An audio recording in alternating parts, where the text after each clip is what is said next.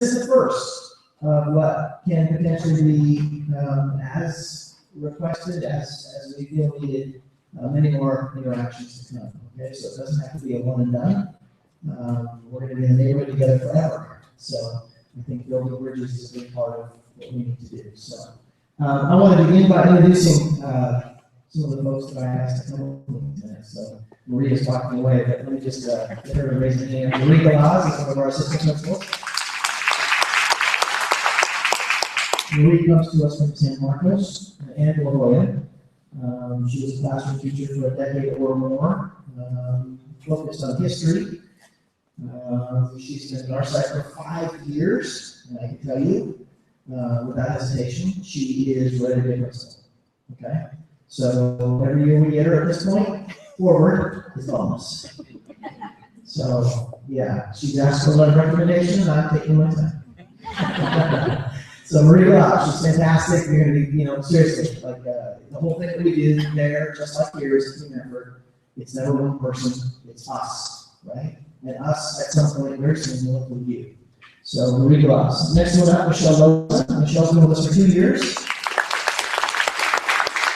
Comes to us from Temecula. Yeah, we went way up there to find her. She has an English background, again, a decade in the classroom and in theater. Actually, is a professional improv. Is my close? Comic-Con geek, right? So yeah. Her office is the best. You have to go check out. So she has in the wall. So second year with us. Again, added value and perspective and value tremendously. So Michelle Loza, and then Steve Mills joins us this year. Brand new to the team. We've already decided we're going to keep him. Yeah, he comes from the Bay Area, so we went really big with him. So our first Skype interaction together, he's this is the best story. It's, I don't know, July, and we're doing our work, and I've come across this paperwork and decided, let's meet this guy, even though he can't be face to face. Let's check this out. So we do this Skype thing, and he's in a pretty comfortable space in his home. You can see the white shirt and the tie. I just thought to start it off, I'd ask him, kind of the honesty check questions. So, dude, are you wearing shorts and flip-flops? It's like, well, I'm not wearing flip-flops. So, well, you look good, right? From here up. Anyway, we like it. So, Steve, we're really glad you're here. Steve has 10 years also in history like Marie, but has done a tremendous amount of work with student government. So, ASB. Was kind of a big deal in the Bay Area. Actually, a borrowed resource between districts. This is cutting edge thing. So, has a lot, again, that he brings to our work. And so, Steve, you'll get to hear from each of these three, Marie, Michelle, and Steve. So, thank you guys for being with me tonight. The students are going to come a little bit later. I told them they didn't have to rush. So, somewhere between 6:45 and 7, they'll start coming in. I've got 2 seniors and 2 juniors. Will be available when we do the Q&A. Some questions can be directed to us, but it might be more helpful for you to hear from a student, right? An answer to a question from the process that you may have. Okay, so with that, let's get started. Here's my question to you. Okay, it's like Romer, just like that. Look, really, that's fine. My question to you is, what is the goal of adolescence? What is the goal? Like, what's the biggest thing that has to happen in your child's life in this window of time, let's say from 12 to 18, have that conversation with your wife. What's the goal of adolescence? The biggest thing that has to happen, what is it?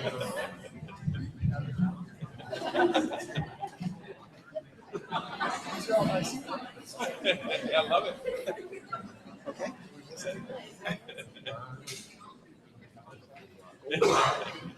Stated identity.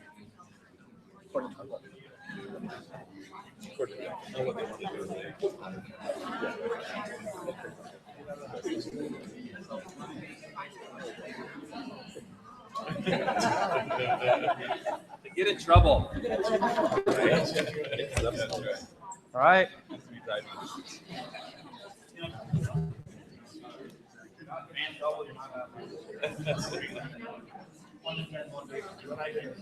Okay. We're going to increase the risk in the room. Who has an idea? Goal of that adolescence. Go ahead, what do you got? We'll take this, a volunteer from the front table. Woo! Go ahead. Effective self-sufficiency. Okay, very good. Very good. Somebody else, different idea, at your table. Did you guys kind of capture that? Effective self-sufficiency. We'll just kind of look. Somebody else? Nobody wants to follow that. That's good. Yeah, go ahead. Learning about and experiencing success. Is failure a part of success? Okay. Okay. We want to put the emphasis on success. Okay. I got it. All right, from the back. Learning to be advocates for themselves. Yeah. Okay. Good. Yeah. We're going to set goals and be self-driven to achieve them, and what steps you need to take to achieve your goals. Okay. Did you guys all hear that? Learning to set goals, be self-driven. Good. Go ahead. Being confident enough to make your own decisions. Ooh, that's a big one. So what my mom wants for me is different than what I want for me. There's someone that's 40 years without trouble with that. I mean, come on, let's be honest, that's a tough one, but that's a good one. Good. Go ahead, what do you got? Finding out who you are and trying to be true to yourself. Yeah, that's the goal of adolescence. I am so refreshed to be with you. This is good. Nobody said a 4.0, straight A's. Nobody said it. Is it because you all know that's the wrong answer? Or is it because you just didn't want to be that person? I mean, that's one of the things we get anxious about in high school, grades, transcripts. Is my kid going to get into a college? Oh my gosh, Stanford's college. Is there life if I don't get into Stanford? Who here did not go to Stanford? Just curious. See, clearly there's not. When it comes to our kids, we get crazy like that. I mean, I believe we do. I'm including myself in that. I'm a parent of 7, so I lived this during this nightmare. During some days, nightmare others. Awesome, actually. Okay, so the goal of adolescence. I'm reading a new book. It's not a new book. It's an old book, I'm embarrassed to say, but it's new to me. The Price of Privilege. Anybody here read this? Raise your hands if you've read this book. Good, only 2 of you, 3 of you. Beautiful. Okay, so this is a book that you're all going to get right here. One takeaway from tonight. The Price of Privilege. I want you to read it. Okay? I've already ordered 35 copies. Every one of my department chairs, every one of my counselors, every one of our administrators, we're reading this book. We're going to start this spring, we're going to read it over the summer. And it's going to frame some of the conversations we have in the fall. We do a book or 2 a year continuously, right? So we always have a book in play. This is going to be our next one, Price of Privilege. Fantastic book. It was released in 2008. So, and I think for this neighborhood in particular, very apropos. Okay, so now you really have to read it to find out what I mean by that. All right, so in this book, on page 10, for those of you that are tracking with me, right? We have a worldwide audience, that's been told, right? We're streaming live. Okay. No messing up. I'm really trying hard not to, yeah. It's like live TV. Okay, so here's the deal. You're going to be shocked after you read this book. It's online. Okay, so the goal of adolescence, it's the development of a sense of self. That's it. That's it. As an adult, you have a really strong sense of self. Don't you? You have a voice. You're not susceptible as an adult to peer pressure. Not really. Not really. Not like you were, at least in the earlier part of your life. Would you agree? Yeah. So adolescence, it's about trying on different identities. It's about experimentation. Safe, hopefully, but not always. It's about success and failure. Right? And it's through all of those experiences, in a classroom, outside of a classroom, in the hallways between classrooms, before school, after school, at break, and at lunch, on a bus, in a car, on a date. Yeah, just ready to get some. A sense of self. That's what adolescence is about. And you know what? You were all right, because every piece of wisdom that came from each of you coincides with what this author states. It's the goal of adolescence. It's not the perfect kid. It's not straight A's. It's not someone that's going to be recruited by the Padres and the Chargers. It's not a full ride scholarship. I mean, that's nice. Maybe you think? So it's a sense of self. And I wonder, in this community, and in the Powell Unified School District, and in our broader culture during this time period, if we've forgotten that sometimes. When I talk to our kids, I can't tell you how many are going to be engineers. I don't know about you, but that's not very intrinsically motivated for me. I mean, why do so many of our kids want to be engineers right now? Because that's what the jobs are going to be, because it's about money, education. Isn't that interesting? Huh. This is a generation right now that's being impacted by what happened, by what we all lived through in 2008. For the first time in a long time, we knew people who had homes foreclosed on them. We knew people who were unemployed, out of work, and having a hard time finding work. Like, I don't know, the world changed, and suddenly there were all these folks out of work and lacking the skill sets necessary to find work readily. What happened, right? And for the first, I don't know, in my adult life, I've never felt really financial insecurity, but 2008, 2009, suddenly happened. So looking around my neighborhood and thinking about the people I interact with and all the different spaces I occupy. Holy smokes. Suddenly for my kids, it's not about art or music or English. You're going to be an engineer. You're going to do that job. Right? So just, why do I put that out there? Because I want you to think about that. The goal of adolescence isn't tied to money or materialism. It's not a sense of self. And on that note, I want to applaud you for taking the risk. Now, we'll call it that. I mean, you guys have gone off the path of it, having your kids in this place. It's fantastic. Like, kudos to you. Good job. That's wonderful. You're not going to let your kids, they're going to be just fine. Like I promised, they're going to be better than fine. Right? Right? Yeah. I don't know what the standardized tests are going to say. Does anybody know what was the last time someone asked you what your SAT score was? I mean, really, do you have a resume skill? Seriously, it is life and death when you're in high school. In life, it's really not that big of a deal. It's really not. Unless, of course, you got 2,400, then you get 20. It's on Christmas cards. Yeah. No one asks me about my GPA. No, high school principal. And it's a good thing. No one asks me about my GPA. I'm really thankful for that. I'm measured by what I can do now, not by who I was in the earlier time period, and not defined by adults who I had little interaction with or interest in or connections to. Okay, so sense of self, you get it? The goal of adolescence. So as we opened Norte High School, interestingly, in 2008, yeah, at a time when there wasn't a lot of money and there was very little margin for risk. I mean, I did joke with our superintendent at the time, Don Phillips, dude, you were straddling me with opening a brand new old school. Right? Like, we had all these ideas. There was no time and there was no interest. It was, let's get this thing up and rolling. And so, against that constraint, we were as creative as we were allowed to be. And I'm thrilled to stand before you today, 8 years now on this assignment. The principal of what I think is arguably one of the greatest high schools anywhere. So that doesn't mean that other great high schools that are very different than ours, but for what we do, for how we've been built, constructed with me, we do what we were charged to do as good as anybody else anywhere. We really do. So let's talk about who we are and what we do. First off, if you haven't visited our site, it's pretty extraordinary. Okay?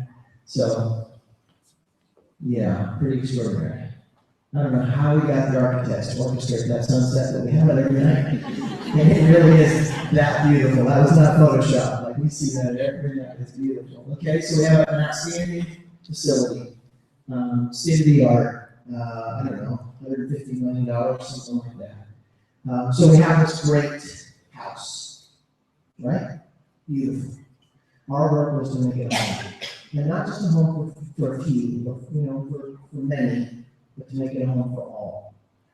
So and we started like you guys have, right? With a lot of discussion, employing the design process, and coming up with a mission statement. And it drives our work to this day.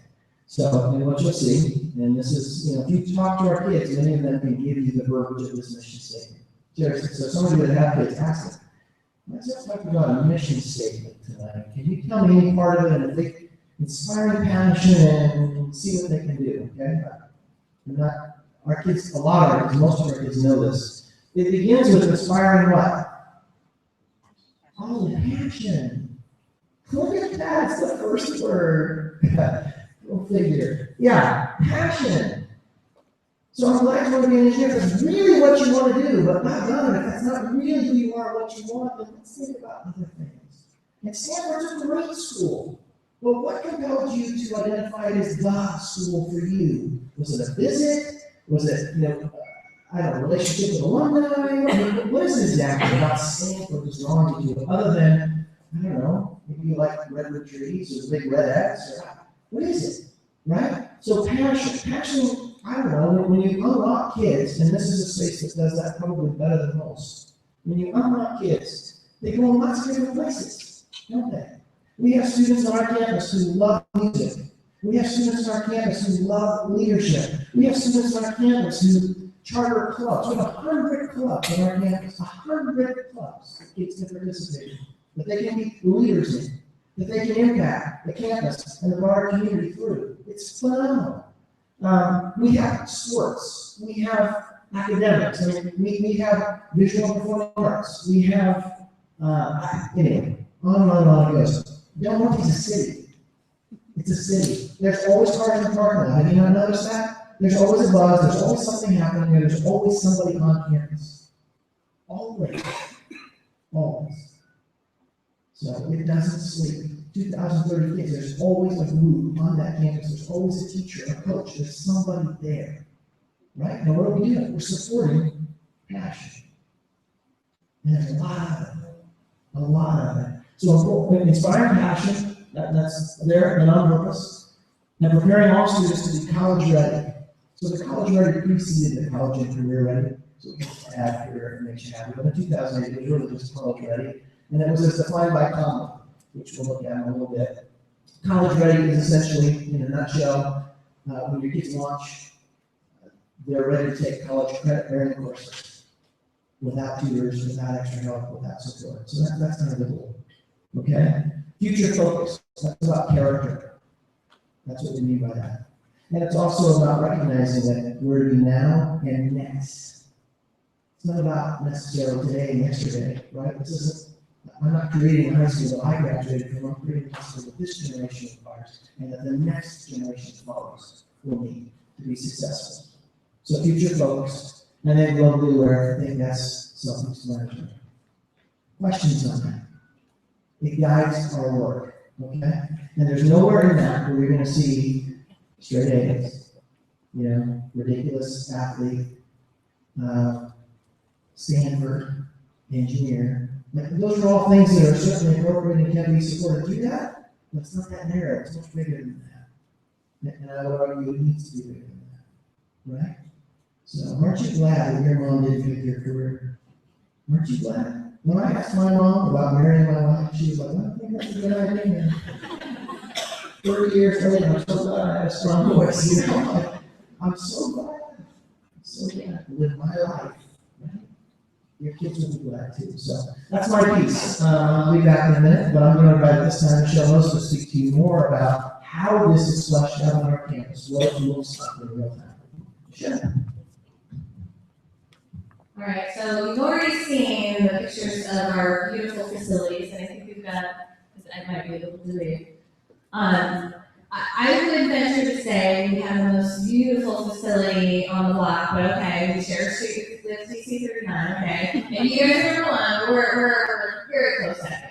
In fact, one of the things I think what makes our facilities so great is they are so new. We are a very young campus, and things still are very new and fresh compared to a lot of the other campuses. And one of the things, one of the concerns I noticed on the speaking notes over there is a lot of questions about technology. Well, we are just happen to be in a technology refresh, so all new technology for next year. So we've had technology enhanced our teachers since the beginning, but I would say every day on our campus now, you will go to the classroom and see technology enhanced our students. So they are definitely getting that exposure and interaction with technology. We have amazing leadership opportunities. There are so many groups and clubs and opportunities for students to lead, and it doesn't matter what they're into. I mean, we talked about it could be arts, it could be sports, it could be ASC, it could be they have more of a calling to do things for your fellow man or your fellow student. So there are those opportunities for any student to become a leader on our campus, and many of them are. I would venture to say that each student is a leader in their own way. One of the things that really drew me to applying for this job is the inclusive culture. I have talked to teachers, I have talked to students, I have talked to parents, anyone who's, especially if they come from somewhere else and then comes to Norte, they really talk about how everybody really is nice, I really do feel included. And I think a lot of campuses, we all want to think that we're being inclusive. I think a lot of schools will say that's part of their culture, but I can tell you, especially in my second year, and having come from somewhere else, it was great. But Norte is truly a place where they put the money where their mouth is. They really do walk the walk and make it a place where even the students now buy into this culture and try to make it an inclusive place for their fellow peers. And our staff, definitely, they add to that. Mr. Mizell is very fond of saying that I found this to be true in my parent ambassador interviews. I advisor for our parent ambassador program. We asked all of these panelists, who's your favorite teacher? It's never the same answer. It's just not one or two people that come up as the favorite teacher on our campus. Each and every teacher on that campus is somebody's favorite because they do take the time to connect to our kids. They do care about our kids. They go without lunches. They spend time after school. They are always available and care about helping our kids. And you probably have seen our results from last week in Newsweek. We are critically acclaimed school. National results are constantly showing Del Norte as one of the top schools not only in the state, but in the nation. So we are seeing those results because we do have high standards for our kids, and they live up to that. They really do. Now, I will tell you, I'm a mom. I have one student in middle school and one student in high school. They are still in Temecula because we're working on making the move this way. But I can tell you, I didn't worry about the jump to high school. I was terrified about the jump to middle school, but because I had spent 16 years at high school level and my husband as well, we knew that it was going to be an okay place for our kids to end up. And I remember bringing my son to his 8th grade orientation. And we walked into the demonstration being done by the theater department. And he watched the demonstration and he turned to me and said, "Mom, I found my people." Right? Isn't that just what every parent wants to hear? And I can tell you that's the amazing thing about this at Del Norte. Because we have the flexible scheduling, because we have the trimester, and also go into more of that with you, they can open themselves up to so many more things and get involved in so many programs. And they have that opportunity to find their people. It could be in music, it could be in sports, it could be in robotics, it could be through the classes that they take. And the wonderful thing is that they're not just with that group of people. You could be the kid who goes out for sports but also tries out for the school musical. You could be the kid who does music but is also taking math and science and robotics. You can find your people in so many different realms. And I often hear parents from D39C talk about, "Well, I wish there was a school within a school." Well, we do. But they create that school within a school for themselves because they find their people and they connect. But that door is always open for them to explore so many other avenues. We often think of open access as being just the classes that they take, but it's so much more than that. It's the activities that they can get involved in.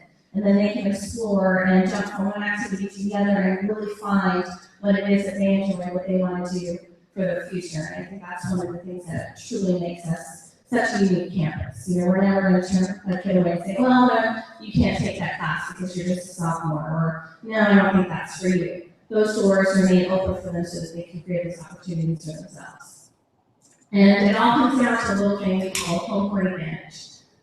We want every student to feel like they belong on that campus. Doesn't matter whether you live in a $1 million home or you live in the apartments. It doesn't matter what your culture is, what your religion is. Every kid feels safe and wanted on that campus. And what I'm starting to find, especially in, through the assistant principal's offices, because if there's going to be, somebody reporting an instance of bullying, which rarely ever happens. I can tell you, I can count on one hand any instances of bullying or harassment we've had reported this year.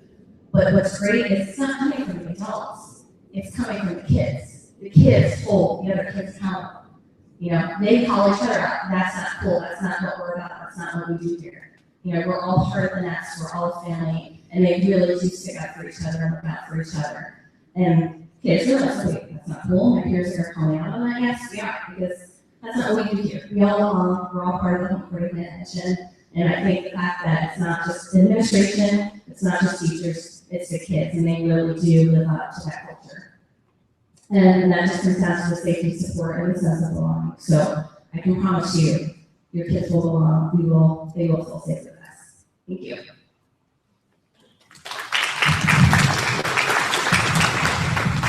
Well, good evening, folks. Thanks for having us down. We really appreciate being here. Wanted to give you a little bit of a heads up about our schedule and what that looks like. What is a trimester, right? You've heard about it, but let's now kind of take a look at what it actually is. What we've done here is we've given you a little bit of a sense of how that compares to some of the other schools, the other high schools in the district. Rancho Bernardo is currently on a semester system. They're looking at other alternatives, but that means that they have 2 18-week semesters. Pretty long, pretty limited on the options that you have in that type of system. Our schedule, trimester, every 12 weeks, we're changing classes. And I'll show you in a second here what that looks like as far as how many classes you actually get to take in those 12 weeks. Westview, for example, is on a quarter system, moving a lot quicker, right? So one of the things to consider, all these systems, regardless of which school you're at, is still 180 days. But how we divide that time up, what we've done here at Del Norte, something that's distinctive of Del Norte, is the idea that you're not taking as many classes each semester, but because it's a trimester system, you're actually able to take more classes throughout the year. So in a 6-class semester, like for example at RB, each of your classes would be 55 minutes, and you would trade every semester. After 18 weeks, you'd sign up for another 6 classes. I've taught that system. It moves pretty quick as far as your day. It gets monotonous. Kids get kind of bogged down. Some folks would say that it moves, the classes aren't long enough, and so you can't really get into the subject much in a 55-minute period. Del Norte is to compare. We have 70-minute classes. Students can sign up for a maximum of 5 classes in any one of the trimesters. And if you start doing the math, okay, wait a second, if I'm doing 6 classes, that means I get 12 a year. Del Norte, you can take up to 15 classes a year. And that provides some options. Some of the main things that we see our students taking advantage of, extra elective classes. We've got a wide range of electives. It's an opportunity for students to try different things out. I kind of talk about it as kicking the tires, before you buy the car. Get to try it out before you make a huge commitment to a class, and maybe you're not, too excited about it. The other thing that I think is nice about this is it does allow the opportunity for students to take what we call an off role. Let's say, for example, your student's going to be playing a sport, a fall sport. They're going to be playing football. Maybe they're going to be playing soccer in the winter. Depending on what that sport is, they might choose to take only 4 classes. That would allow them an opportunity to just have those 4 classes, have that 5th period as an off role, so they can get the homework started early, get ready for practice. Again, it provides opportunities and some spaces for students to do the things that they want to do, to personalize their schedule. I had never seen a trimester system before I came to Del Norte. I got to tell you, from the student's point of view, they really do enjoy it. And I think students do enjoy it, especially when they get to that junior or senior year. They're looking forward to taking 4 classes. We even have some students taking 3 classes now in their 3rd trimester. That allows them the opportunity to maybe go out in the community and work, volunteer, maybe spend more time in their senior year on those college applications. That takes a whole bunch of time. So one of the benefits I see Del Norte has over maybe some of the other schedules in the district is the fact that your students will have more choice. They're going to have an opportunity to take more electives, and if the situation is right, they'll have a chance to take maybe even less classes in trimester. So something to think about. Thanks.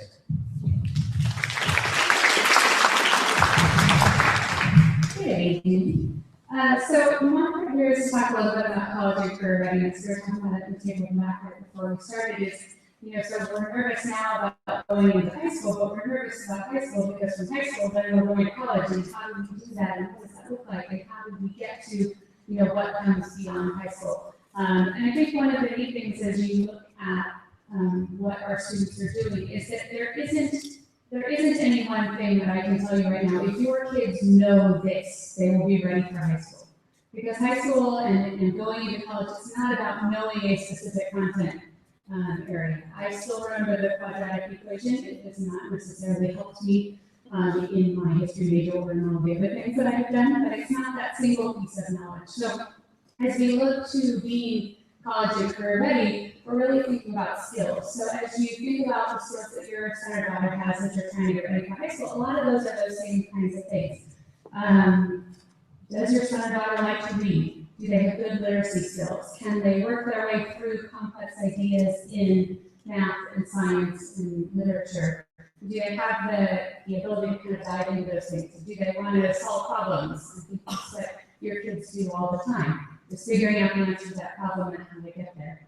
The other things that we look at on that pathway to being college and career ready is the skill that they need to do that. Are they, like one of the questions that the kids brought up earlier, do they have time management skills?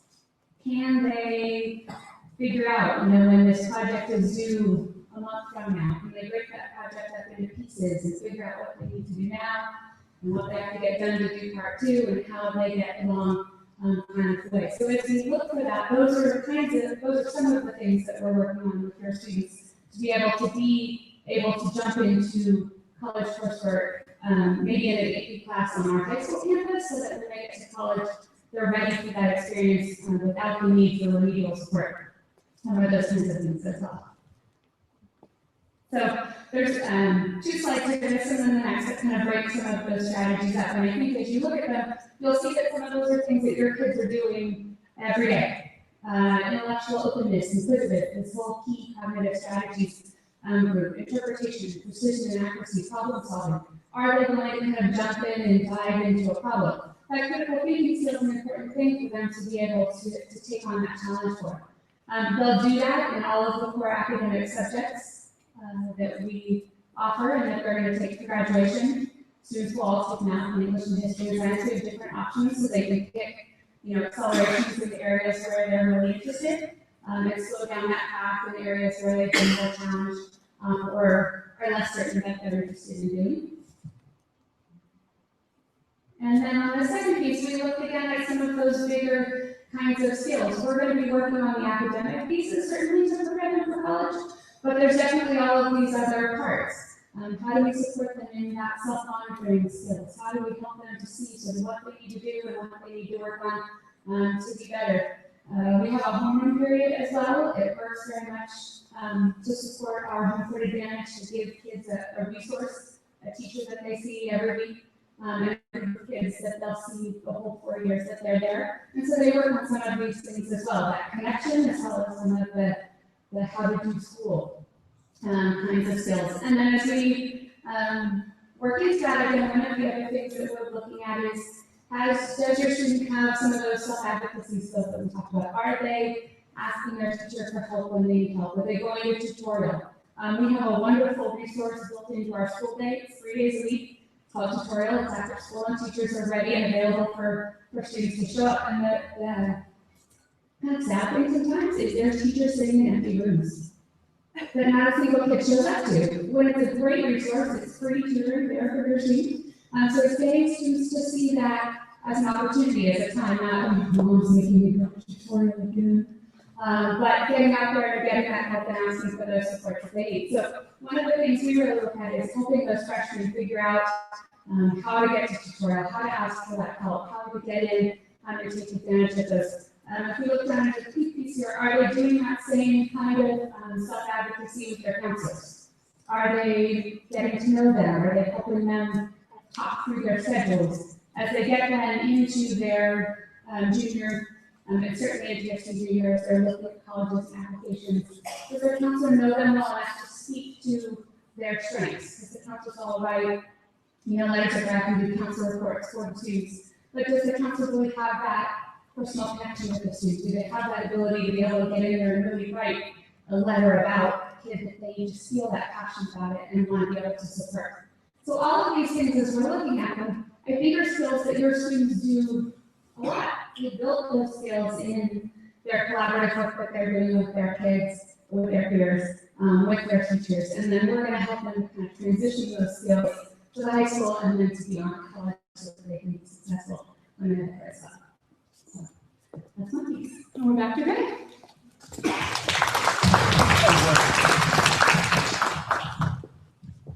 Okay, so back to the book. Our book, I should say, because you're reading it, right? Yes. Yes. All right. So there's this great little anecdote. And when I came across it, I put it in the margin D39 because I knew we were going to be together, and I gotta share this with this group. Give me a second here. Here we go. So, anybody here fans of South Park? Okay. Can I just, I've never seen it. There we go. And people were shocked when I was going to use this as an example. I mean, it's okay. Maybe this makes me cooler, more cool, whatever. Right? So Matt Stone, one of the talented creators of South Park, summarized the irrationality of our excessive focus on performance, describing the anxiety he faced in 6th grade when he took a math exam. Matt remembers. Everyone said, don't screw it up. Because if you screw it up, you won't get into honors math in the 7th grade. And if you don't get into honors math in the 7th grade, then you won't get into it in the 8th grade, or 9th grade, or 10th grade, or 11th grade. And you'll die poor and lonely. All right. Parents need to reassure their children that they will not die poor and lonely if they don't get into honors math, or become school valedictorian, or go to Harvard.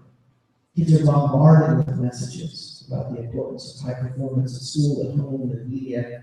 What they really need is to be educated about the values of perseverance and perspective, and to understand that learning and performance are not always the same thing. Would you agree with me? This is a place that gets that. Would you agree? Yeah, I think it is. I think it is too.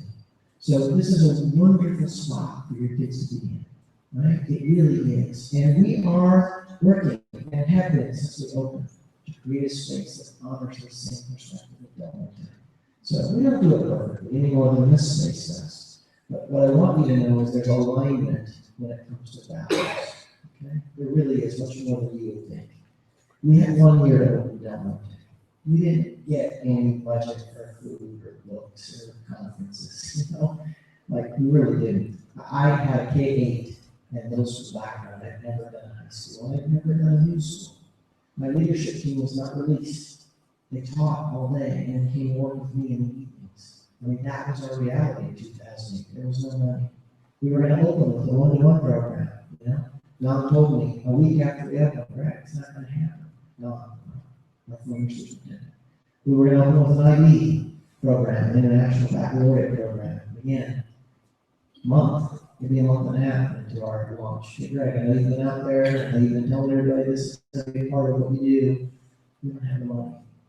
So I'm not making excuses. What I'm telling you, though, is there's a reality, right, that creates that construct. When people say to me, well, are you going to change it? Not overnight. You know what I mean? Like, not overnight. Is Oak Valley going to become this? So think about that. How come? Is it because they don't get it? They're not smart enough? No, it's because it's hard to change. It's because that's already something. You know what I mean? Like, it's already something. So now will it to be something else? That's a lot of work. It's very different than having wet cement and a clean opportunity and a clean slate and inviting people who are already in alignment and in agreement. And are you with me? Like, it's very different. So just to set you these, there's more alignment than you would think. Hopefully that's clear. It's not exactly in every space what your kids are experiencing here, but it is in a lot of spaces. I get what your kids are doing here. There's a lot of messy, hands-on, experiential project-based. There's a lot of that going on, a lot. So, and because your kids have the flexibility to try to sort of pick their spots. Are you with me? When we have project lead the way, we open with that. I was an advocate of that at Mesa Middle School, and D39C, we have there too. A partnership with San Diego State. I mean, I've been doing that for years. So some of the stuff that you guys are passionate about here, we have it at Del Norte. So we have career pathways, we have career and technical education kinds of sequences of courses that we're developing. And that we're, every year, we're going to enrollment increasing in the attitude. So rest assured, your kid's right where your kid's supposed to be. This is a wonderful place. And the place that you're about to come to, there's lots of niches, there's lots of spots, and you kind of need to customize it.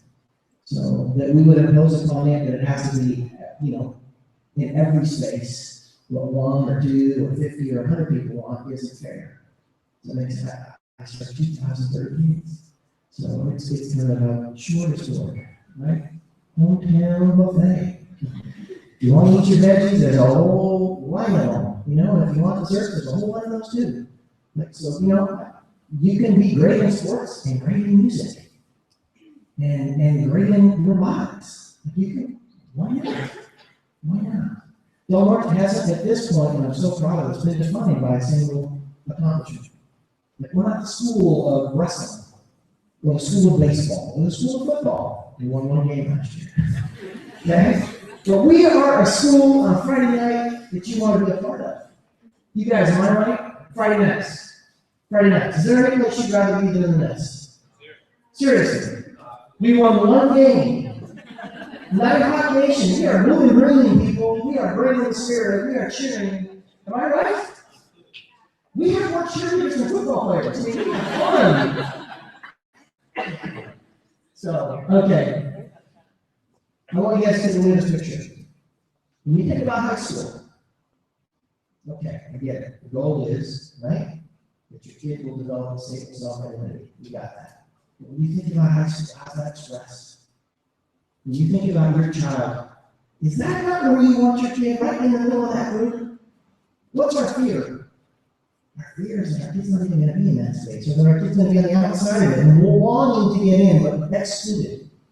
Because they're not pretty enough, smart enough, funny enough, whatever the thing is, enough. And we remember when we were in high school, right? Closed circles and cliques. Are you with me? You heard earlier about home advantage. You heard earlier about inclusion. You heard earlier about all those things from day one that we've been leaning toward. This is Del Norte. That's best. And when I think about your kids joining us in a year and a half, this is the space I want them in. Are you with me? Like I want them in the middle of that. I want them with their hands up and smiles on their faces. I want them engaged and challenged and beginning to take the wheel and succeeding and failing and telling you some things and not telling you everything. Okay, look, mom and dad, you didn't tell your parents everything. So what makes you think your kid will tell you everything? Now, come on. We're funny that way. We get this double standard as parents, right? We really do. Well, I know what I did, but I know my kid. Really. Okay, anyway, high school, it's different than middle school. On so many levels, it's different. It's a city, I want you to get that in your head. It's diverse in ways that elementary and middle schools are not. We have the Middle East at Del Norte. We have Muslim groups, and Jewish groups, and Christian groups, and they get along. Can you imagine that? Like what the world can learn from the nest. It's unbelievable. Unbelievable. We have Democrats and we have Republicans, and they're respectful to one another. Like they really are. They all, nobody's real excited about the front runners right now. Our kids are really, this is what we got. Anyway, there's peace in our house, and there's diversity, and there's a wide range of opinions and views, and many of them are in process. And I'm just going to take you back to high school. Like, when did you identify with the political party? It was somewhere in high school, probably. Am I right? When did you start keeping secrets from mom and dad? Sometime during high school. When did you start doing all that stuff? That's when independence occurs. And then it continues in college. Marie made the point earlier. There is no subscript to be prepared for high school. Can I just speak with you on that? I wish I could tell you, if you could do these 10 things, you're going to be great in high school. I can't tell you that. She did it. It's literacy. Broadly defined. Technology, English, reading, writing, math. science, art, it's literacy. It's literacy. And the broader the base, the better you're gonna do, right? That's how it works. And it's the same for our graduates leaving the nest. We don't have the luxury of preparing all of our kids to go to one college or one university. I mean, the world is their stage. We have to prepare them for all of it. That's what college and career readiness means, okay? I wish I could just narrow it down to one thing and just get real nice and tight. It's not quite like that. It's messy. So it's mindset, habits of mind, as much as it is skill set. An educated person can be self-taught, right? No one told me or taught me how to install a water heater. They did. It's part of college education. You have the confidence. Look at YouTube. Over and over and over. I mean, I don't know. There's nothing an educated person can't do. That's the beauty of education. There's nothing an educated person can't do. So that's what we're driving here. Okay? So, in closing, come on up, you guys. We're going to take some questions and answers. Yes. We're going to invite our students up. They're going to introduce themselves. We're available for Q&A there as well. While they're coming up, let me just assure you, wherever your kids come to us academically, we will plug them in and push them forward. They will grow. Okay? So they will. Your kid might be ready for calculus in 9th grade. We had last year on campus 8th graders taking calculus. We did. So we can do that. We did. We had kids, we had kids from Oak Valley in the 8th grade taking calculus last year on campus too. And they did just fine. Okay? But I also have freshmen in Algebra 1. Are you with me? It's really okay. It's really okay. The question I have for the 8th graders is, what are you going to do when we run out of math? Because you are. Like they are, you know? And for the kid in Algebra, oh no, you're on the lowest run. 55 kids in this graduating class. 55 started with us in Algebra today, so they make it count. 55! No other high school has that going on. And we've done it 3 years in a row. 3 years in a row. We'll take a kid wherever they come to us, and that's just one example. Okay? So, crazy what happens with our kids in the 2 million minutes we have. So, like some themes and some thoughts. So, you're going to take these? Do you want to hand me your favorite one? Which one's the hottest way you feel? Just, where's the heat? Here's a good one. I'll start with women's sports. Are they a focus at Norte? Do women play sports? Oh! Kidding! Come on. Title IX, everything called Title IX. It's the law. For every boy sport, there's a girl sport. Okay. Our girls are phenomenal athletes. This young lady right here is part of the soccer team. Just want to see that. So, outside of football, we don't have millions of kids come in. Football and maybe some basketball, maybe some volleyball. But there's a lot of sports that you're right. I mean, we play because you love to play. You've been an athlete in Del Norte for a long time. What do you think? Do girls get the love? We definitely do. I play field hockey, soccer, and track.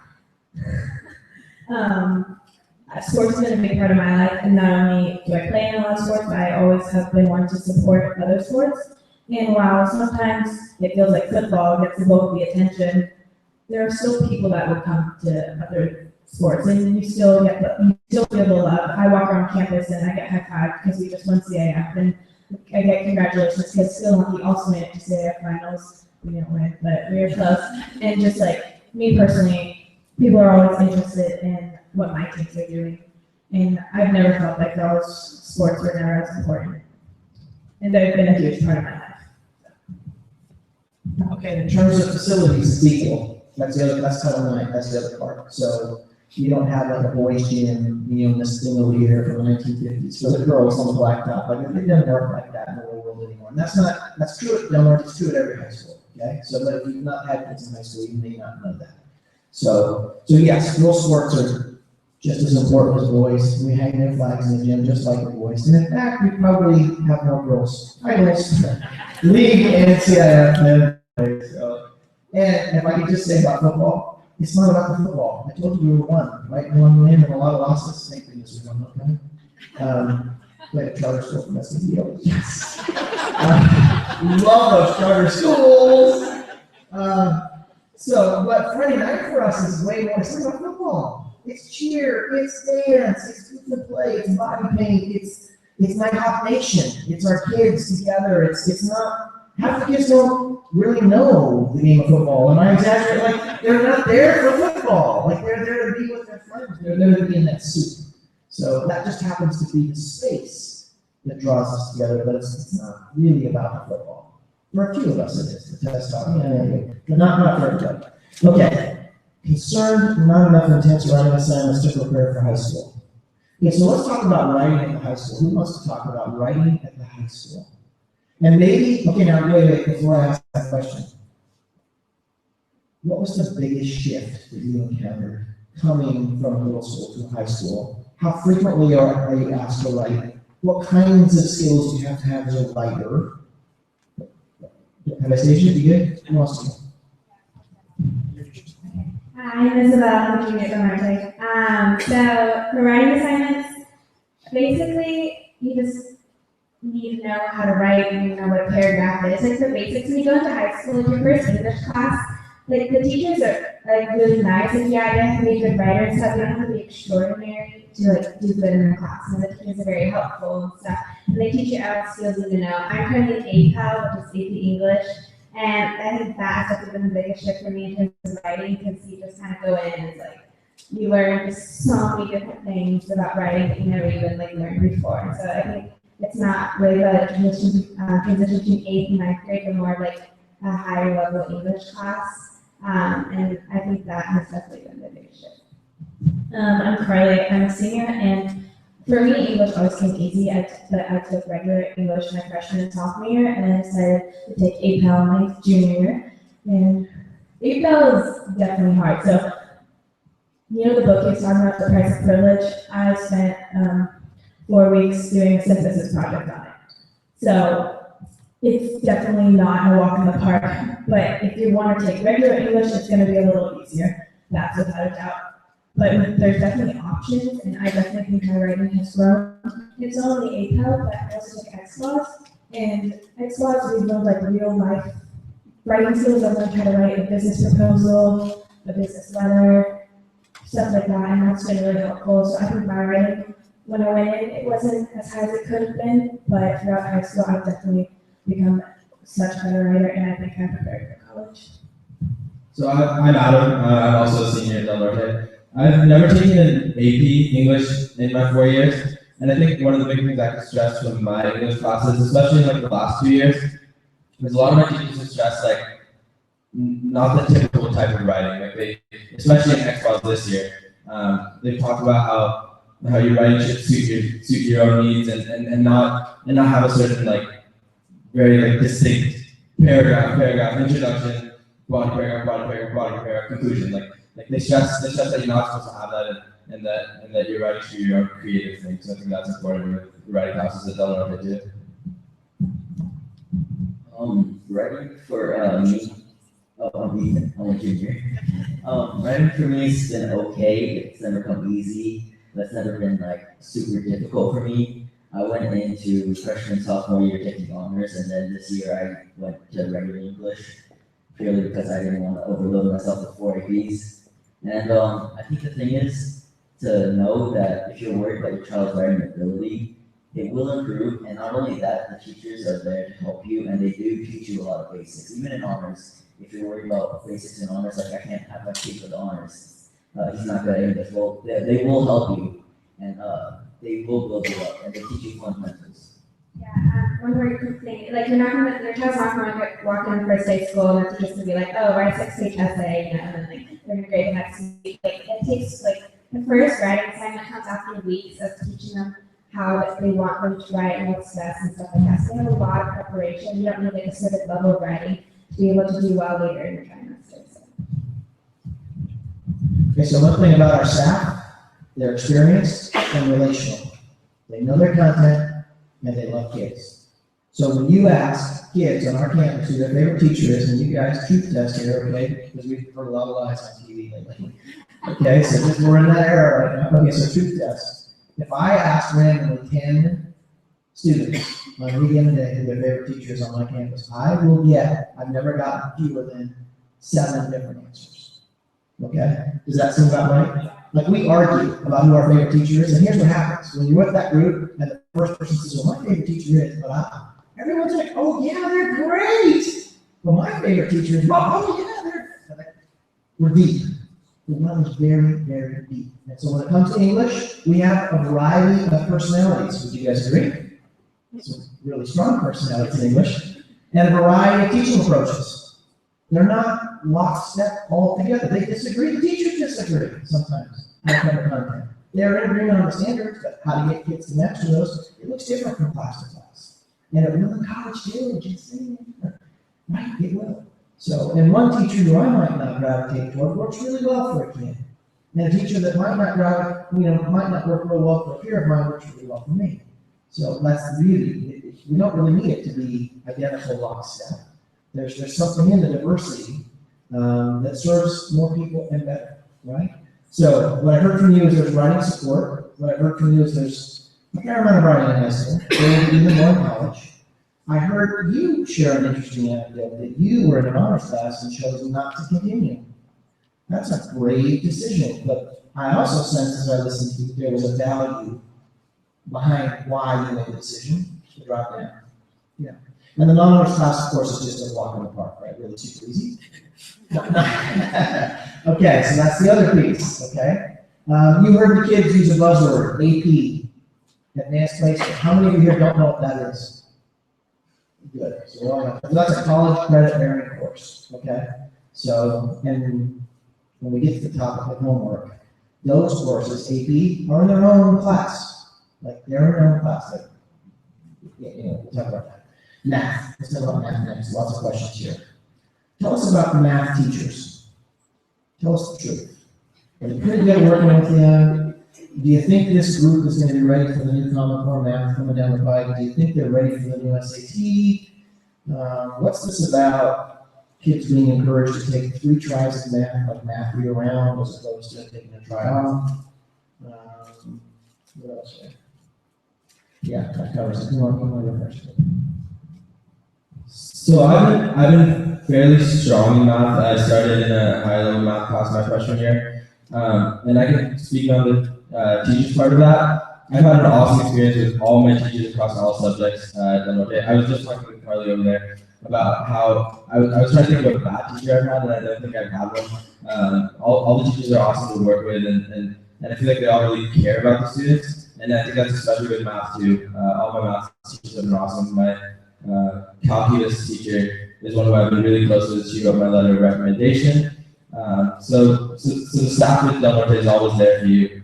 And it's really easy to ask questions in math classes too, which I think is important because I think there's something to feel uncomfortable asking questions in class because of how the teacher would react. But I think the teachers are very open to asking questions, so you can always understand something more. And then, like they talked about tutorials too, teachers are always there for tutorials. If you have any more questions that maybe you aren't comfortable asking in class. So there's always opportunities to learn more and get more understanding. Well, I think all the teachers at Norte are strong. I think our math teachers are ridiculously strong. Have loved every single one of my math teachers. My stats teacher wrote my letter of rec. And I think at Norte, math is really advanced. Like, I took calculus AB my sophomore year out of it too. I think they both did too. And I personally took stats my junior year because calculus was a lot for me and I should have realized that and slowed down. So I guess another message I'm saying is you don't need to, because it looks good to go from Calc AB to Calc BC your junior year to stats your senior year, whatever you want to do. If you're not ready, don't do that. Because I had the problem where I thought I had to do that and it's okay, like if there's a lot of pressure, I thought, but it's mostly just yourself. And I wish I would have taken AFA in my sophomore year instead of jumping straight to Calc because I would have been so much prepared and so much more prepared. And while in Calc I had the teacher to help me, I wasn't mature enough to go get the help. So I think another problem is you need to know when to push your student to go get the help, and they need to know when to get the help because they will help you. And I didn't realize that. What's AFA? Advanced function analysis. It's kind of the jump between pre-calc and calculus. and you have the option to skip it if you're ready. And I skipped it, and I wish I had it. Just heads up, like Lisa said, the teachers are phenomenal. They always have the door open, always standing over here for you if you guys have any questions. Thank you for the test, I always have reviews and everything to ensure that you're prepared. I want to touch on questions of the SAT, so they're ready for the SAT. Okay, the SAT is not until your junior year. So, like, going in as a freshman, like, you shouldn't even be thinking about your child's SAT as a freshman. Like, that's just, hold up, you know. They're gonna have, like, 2 years of math before they take the SAT. And those, whatever classes you take those 2 years, you know, they're gonna be prepared for the math and the SAT. Like, that's not even something I think you should be worried about right now. Like, if you take algebra, geometry, they'll be set, like, math and SAT. They aren't gonna be taking AP calculus as a freshman or sophomore to be able to score high in that section of SAT, you know. So they'll learn all that they need to know for the SAT, and that's not something that I think we should be worried. As far as math term goes, there's so many different options and stuff, and so many different like paths you can take, and it gives a lot of, I guess, freedom in a sense to like see where your child is set. I won't touch on like the support system for math, but put in perspective, it's kind of crazy. Last year I had teachers that would be like, okay, here's my tutorial. It's in the morning, at lunch, it's during tutorials after school. And then I was thinking, I was like, isn't that all of your time? And it's like, yeah, but I'm here to help you.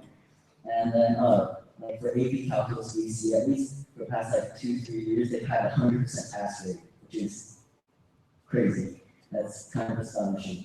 And the support system for the math department is just, there's so much to say about it, and there's so many good things to say about it. So we teach like last year, I went to 7:30 at night tutorial that was optional, that you could get help if you needed it. All these kind of things that just support your student. If you don't think they're good at math, or if you don't think they're as strong, and then you need extra help, they have that extra help. It's available to them. Okay, so we talked about English and writing, we talked about math. There's a lot of questions here about technology. So at this campus, it's more ubiquitous. Would you agree? So the kids can bring their own devices, they plug in or wireless pretty much at all times, and free to use it in their classrooms and do. We know for a fact in some of our classes, kids are discouraged from using computers. APEC would be an example of a class, which we can talk about in a minute. But outside of APEC, in your other classes, have you had a chance out in math to use Sparks? Have you had a chance in science to use Codeware? Have you had, what's technology look like at Delmar Tech? Anybody want to know? Any more? Well, there's pretty much technology is kind of, I think, incorporated into multiple classes. We don't have like really any classes except like computer programming where you're like on computer the whole time kind of thing. But like you use technology throughout the classes, and we have like a really great balance between what would it opposite be, paper? So like the paper and technology, and I think like the balance is just where it needs to be. You shouldn't be too focused on technology because like if the world goes out, you know, how is people gonna survive? You know how to write. So then like so you like a good balance between like paper and technology, because I think it's really important to be able to like know, yeah, because you also use paper, and I think there's a really good balance between that. For I think all ranges from math, science, English, history, all of them have certain levels of technology, and they all utilize it very well. And if your child is interested in technology, there are many electives that can help them. There's comp sci, there's digital media, there's 3D animation. There are tons of outlets for technology, and but it's not necessary, because some classes require technology to just like writing, you have to type some stuff, you can send it online. Math is not so important, but like it's like we said, it's a good balance. Every class knows how to use the technology that they want to use. Science use lab equipment, they use the data measurement. It's just, I think the coolest thing at Norte is that the balance between technology and paper is really good.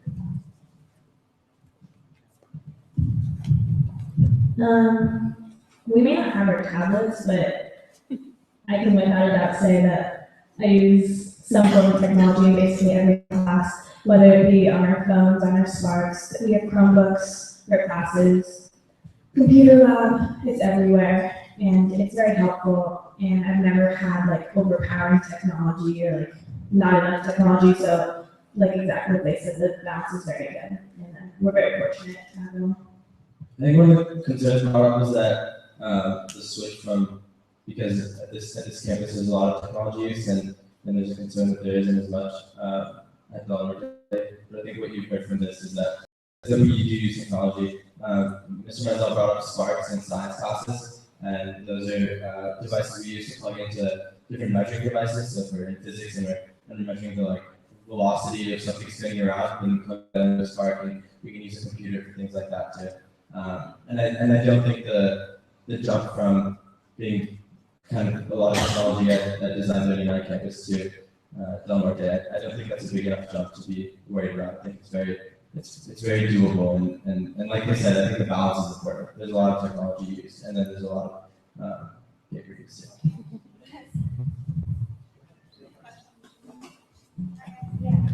So my question is this: if you had a class that your teacher allowed you to bring your device out because you want to take notes and it's just what you're comfortable at doing, how will that be received? Not just by the teacher, but the culture of the class and your peers. Is that weird or whatever?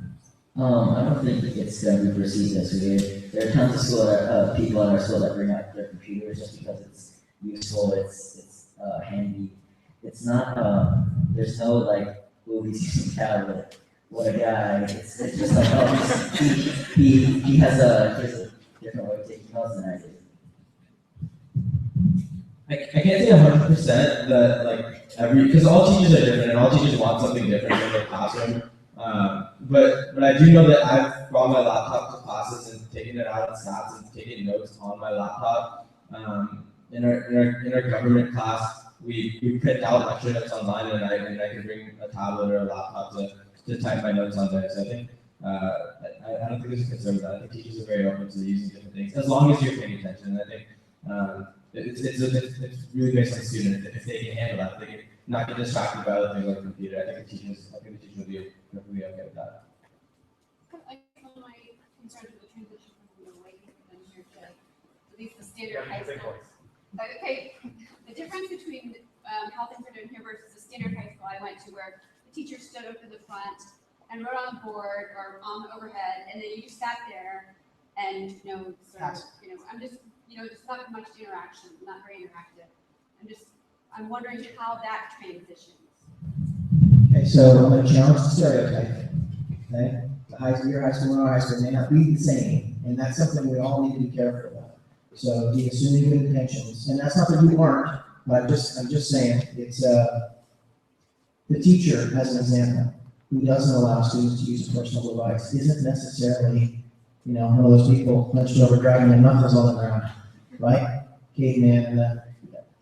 There's actually, when you talk to some of the teachers that don't allow technology, really thoughtful reasons why they don't allow it. So it diminishes cheating. Yeah, I mean, there's a million different things, and what I learned when I assume good intentions is that I'm a better question asker and a better listener. And APEC, our sophomores are in the class. It's their first advanced placement class, and I asked our teacher after a visit with that handful of Design Campus 39 parents why we didn't allow kids to use personal devices, and what she shared with me is that in fact she did once upon a time, but that there was so much cutting and pasting and plagiarism and cheating, kids shortcoming. The other thing she said was, as sophomores, they don't have the maturity in that class that juniors and seniors do. They need a little bit different structure to be successful. She's actually working to increase their capacity so that as juniors and seniors in similar types of classes, they have that robust skill set to navigate what's next. So just there's thoughtful people, our classroom teachers, who are making decisions and who've been teaching the content and this age group for a long, long time. And there's differences. And there's differences in philosophy, and when we really unpack it, there's different motivations, different outcomes they're pursuing, and it's not like one outcome is better than another, they're all important. And so there's going to be some that embrace the technology and encourage and allow, and there's going to be others who, for their own reasons, aren't going to allow it in certain contexts. But there's no overhead projector at Del Norte. They're all on provisioning boards, they're all on document cameras, they're all, I mean, it's 21st century, or at least the early 21st century. We have right now 2 carts of Chromebooks. We just purchased a third because of the support of our school site foundation, and I have 2 more from the district coming next year. So we'll open next year with 5 carts of Chromebooks. That's 5 carts of 35 Chromebooks. Those are all designated at this point full-time to English and history. So you're going to see instruction in those spaces flipped. The kids are going to be writing in real time, more classroom using Google Docs and doing different types of things at home. We're already piloting that. So Del Norte is changing whether or not this school exists. Okay? Like the Common Core is happening across the state of California, across the country, and it's forcing all of us to move from that sage on the stage to a guide to the side. Like it really is. It's more about student engagement, progress, project-based, interactive, collaborative. That's all of those things. So we're moving already. Okay, and I'm confident we'll continue to. So just to put you at ease. I know there were a lot of questions on technology. I think our kids did a good job. I do think our school is going to be rapidly changing in that area. When I hear that we don't do technology, it's a little bit painful. Just if you hear me a little sound of defense, I spent $500,000 just on science technology, and we have $500,000 on ProWare. Like we have ridiculous technology, we really do, but it's not necessarily in every space that you would be looking for to be recognized. So somebody asked about IEPs, 504s. Ours is a comprehensive high school. The last time we had WASC, the Western Association of Schools and Colleges, visit our campus, we got the highest rating that you can get, 6-year clear. They don't give it anymore. We were one of the last high schools in the state to get it. We're the only high school in the Powder Unified School District to have it. And we got it on our first visit. And here's the deal. They praised 2 departments specifically. The PE department, believe it or not. Yeah. And our special education department, our research department. Okay, those are the 2. So world class. The people that we have supporting our special needs kids are the best of the best. And not just because they are that good. They really are. So does that mean that there's never a bump? Or someone's dissatisfied? No. That your family table, do people always agree? Come on. Like there's always going to be a little of that, right? But it's excellent. It really is. It's supported by wonderful people. Homework comes up. I know you're trying to close this, but that's going to be a big one for these guys. How much homework is manageable? What have you learned about homework, and what do you recommend? Their kids are still a year and a half away. What thoughts on homework? I really think that the 4 years of high school really they flow easily with homework. Like you start with enough in freshman year and sophomore year, and it progressively gets more. Like second and third try senior year kind of goes down a little bit. We take it a little easy as seniors. But I definitely think as freshmen, sophomore, juniors, there's a lot of learning happening, active learning with homework. When you take like when you talk about when you take your first AP sophomore year, it's a huge bump in homework, and it hits you hard at the beginning. But I think, like I said, it's a lot of active learning with homework. You learn how to do your homework. You learn personal ways to take notes, and everyone does it differently. I can tell you that we do homework completely different. We take different amounts of time for the same exact homework. I'll take 6 hours for something that Ethan here will take 2 hours for. And so it's really student run, and it really flows easily through the 4 years of high school. Personally, I've always been someone who's taken on too much. So I would go from school to school sports practice, to club sports practice, sometimes to jobs, to ASC activities. So I've taken on a lot, and I can honestly say I've never been so overwhelmed with homework. There's been late nights, of course, but you learn time management and you learn how to get your work done, and it's very doable in my opinion. And I haven't taken these classes. You'll definitely learn. Yeah, just like I said, you'll definitely learn. Advice I can give you is just how you can, just figure out what works best for you, try different strategies. It's like assignments take me too long, try to do it a different way. Also have them realize 1 homework assignment is just 1 homework assignment. It's not gonna kill them if they are up all night trying to finish it, kind of thing. So I think it's just important that it's just homework. a lot of classes, homework is only like 10 to 20% of your grades, assessments. So it's like actually, it's more important to like realize what you're gaining from homework, where you're actually learning the content than actually finishing the assignment. So, because like on tests, where you perform like and show how much you learned, that's what's most important. So, but homework isn't really that big of a deal here on campus. So teachers understand you're taking other classes. I have so many teachers to ask us, like, you have homework in other classes, okay, like, I'll put this off like another day kind of thing. Like the teachers are so understanding, like they know that their class is not the only one you're taking, and so like we are good at balancing that homework. Then I think what we all have to realize is that when we first go into a class, we're gonna not know how to like properly do that homework. So there is an adjustment period where you go, okay, I've had this much homework, but if I do it this way, I can shave it down a little bit. And it's just that act of learning that Adam was talking about with homework.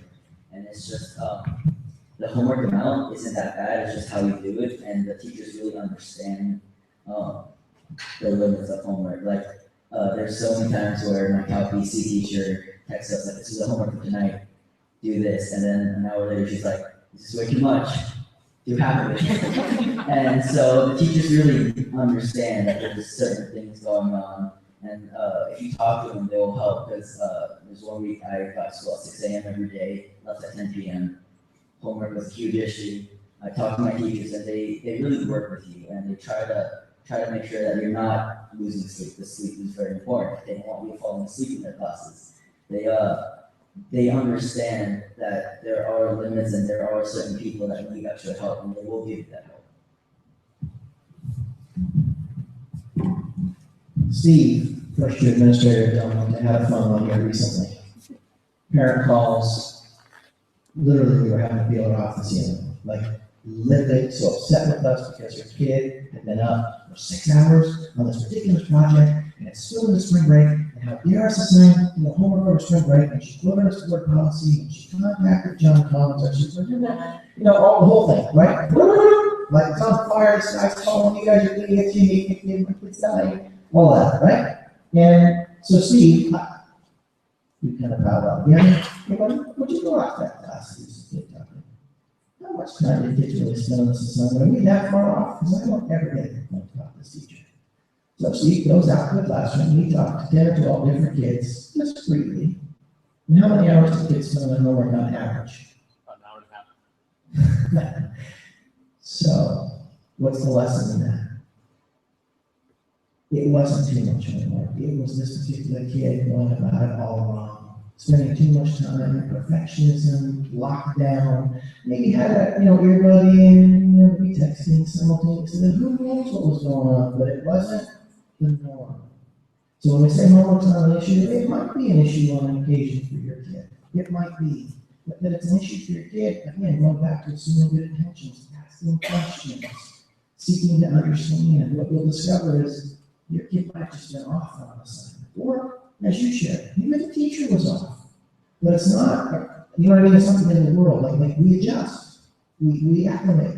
And if it ends up that your student isn't handling or managing the workload as well as maybe some of their peers, then we work with the counselor and look at the classes you're signing up for. We shouldn't be in 4 advanced placement classes. Maybe we need to let that go. Maybe there needs to be something else in that schedule.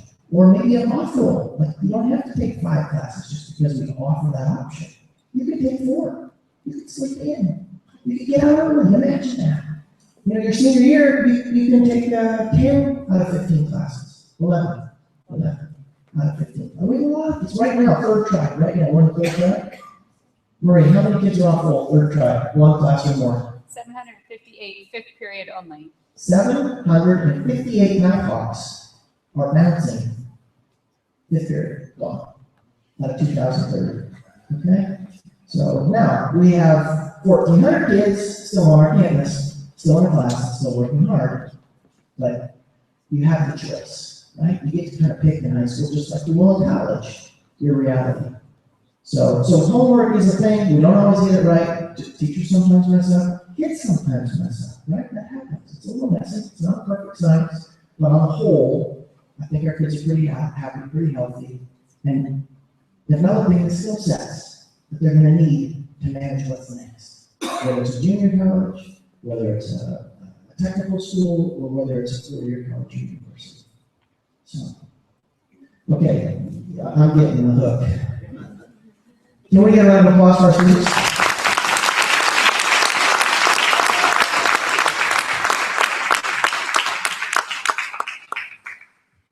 Alright, so I promised them that I would treat them well. Chipotle, is that what we're doing? Alright, this is a good one. Probably close on this, Joe.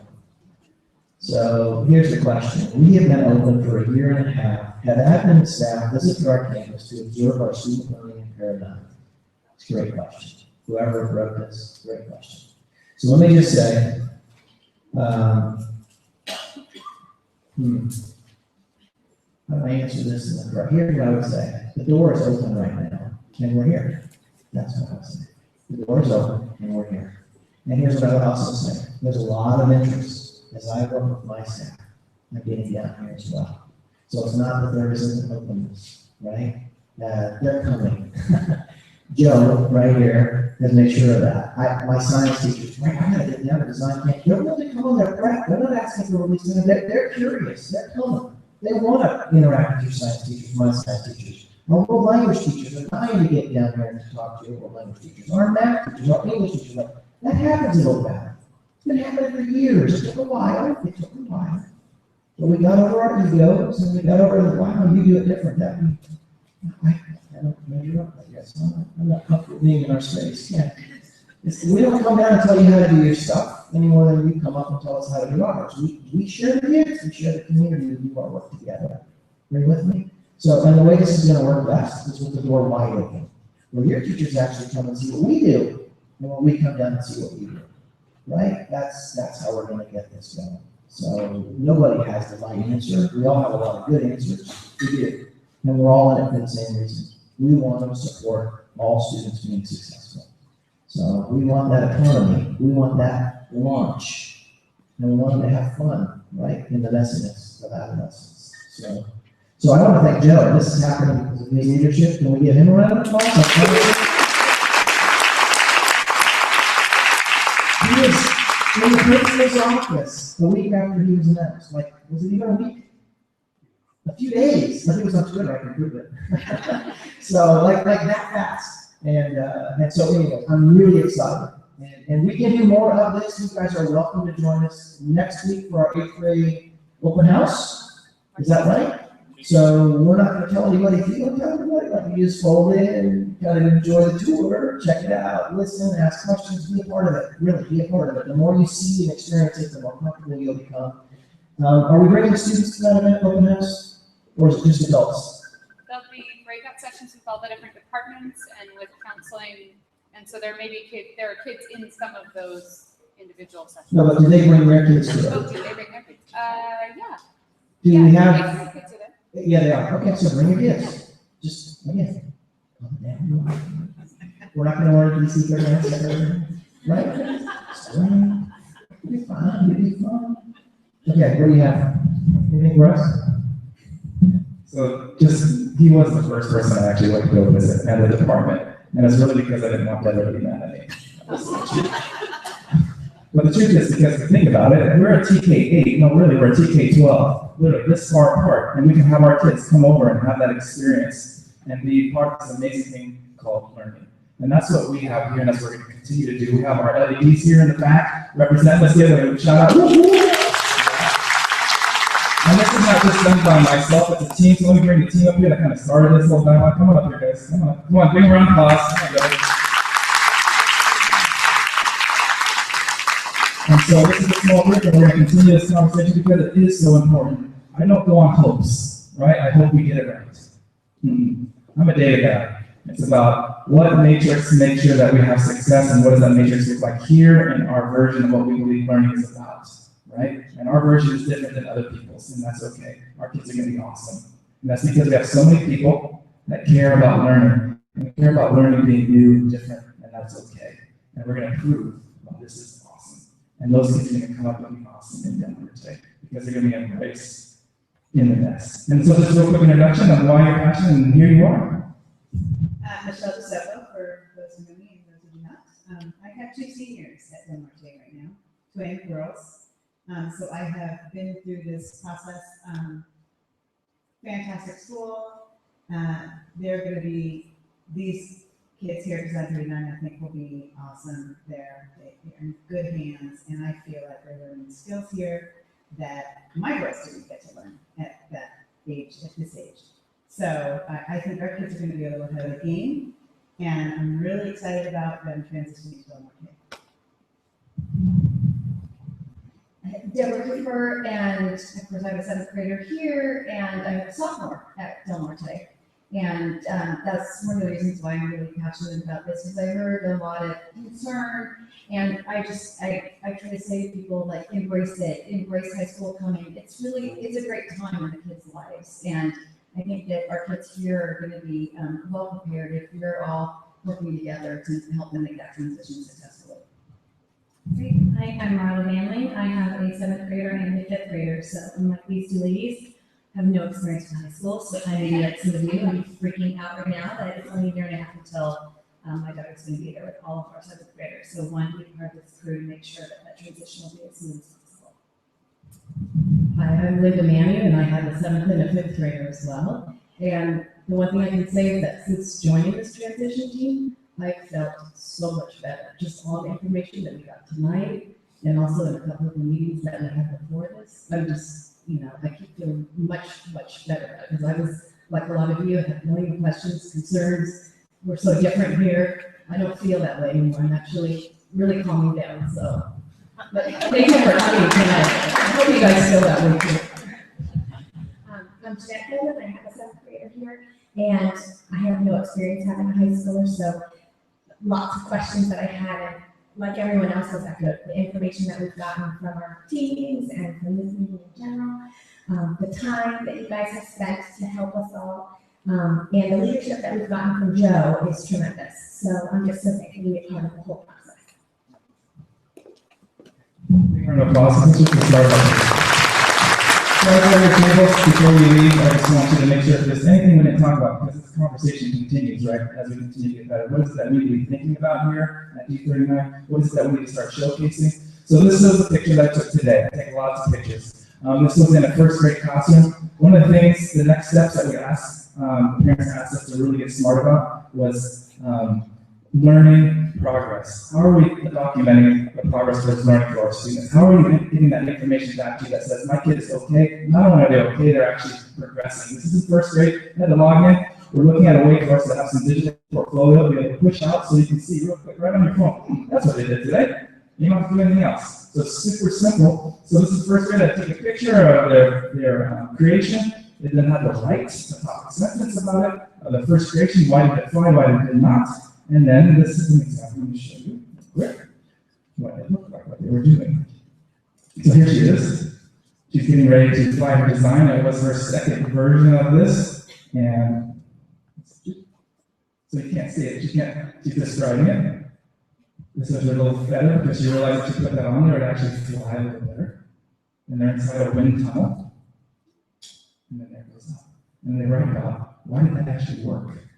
Right? And then they started to see patterns. Like if it was made inside of a triangle, the triangle actually got stuck inside. And they realized that 3 in a row got stuck. It was created as a triangle. And they realized if they folded the triangle, this first grade, folded the triangle down, it created a different shape, it created a different lift. And then they started to write about that, document that. And that's what's happening at first grade. So it's an amazing place that we have here, and it's about thinking. It's about critical connections. It's about relationships. And it's about being smart and not going off of hope. We're going to get this thing right. And it's amazing. So for all of you for trusting us, thank you. Let's give ourselves a round of applause and keep walking. Let's hear it for Mr. Miguel. This team over here. Right. And most importantly, to our kids, right? Let's hear it for our kids, because they're going to be amazing. So any final questions, things that you need to be thinking about? We'll be pulling teams together if you're interested in being part of this and growing this team. And we need to continue to be smart about what we do. You guys okay? You're good? All right. Any final thoughts? Put them on those papers, we'll collect them, and we'll get that information out to you. Have a great night, guys.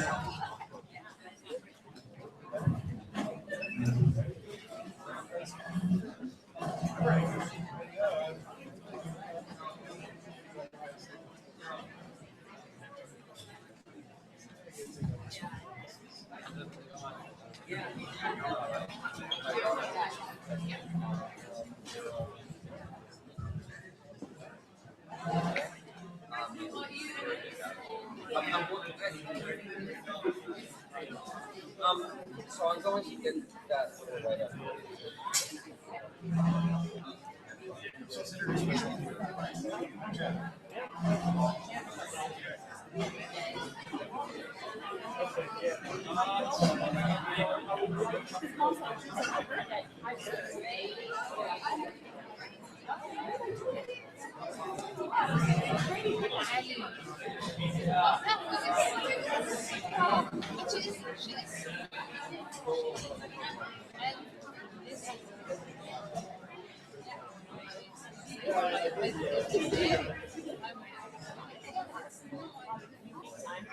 Oh, it's right up, stack like right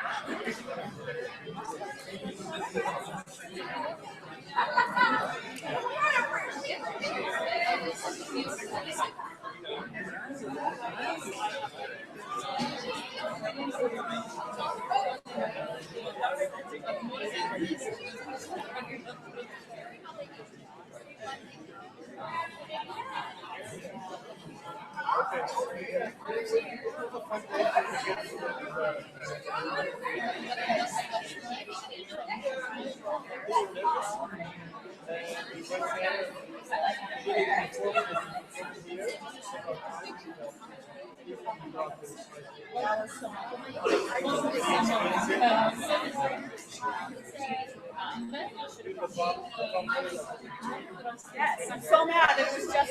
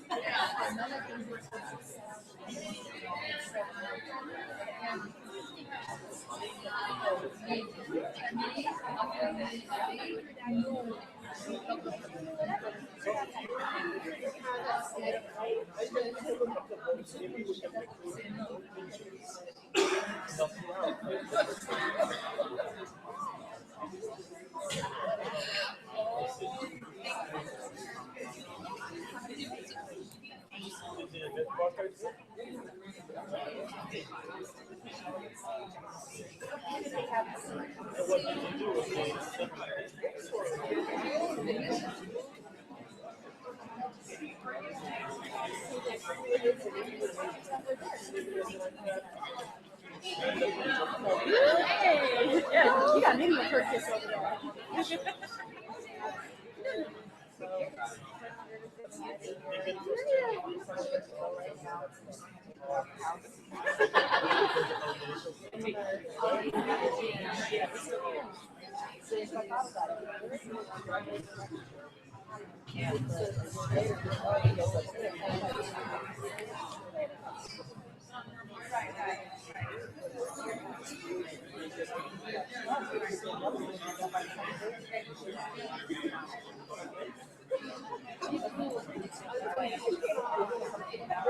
Hey, how are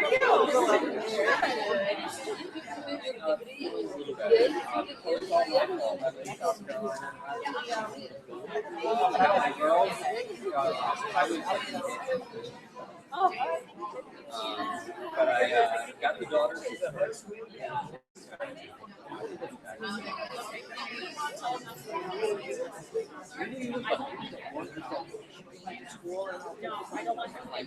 Yeah, that sounds like not. I don't want the cookies.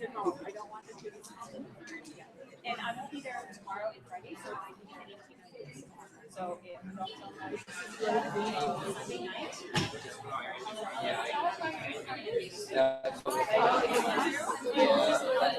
So I'm telling you.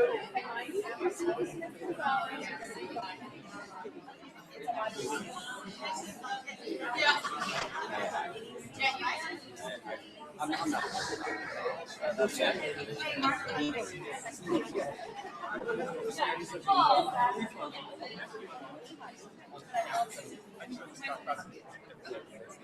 a lot, right?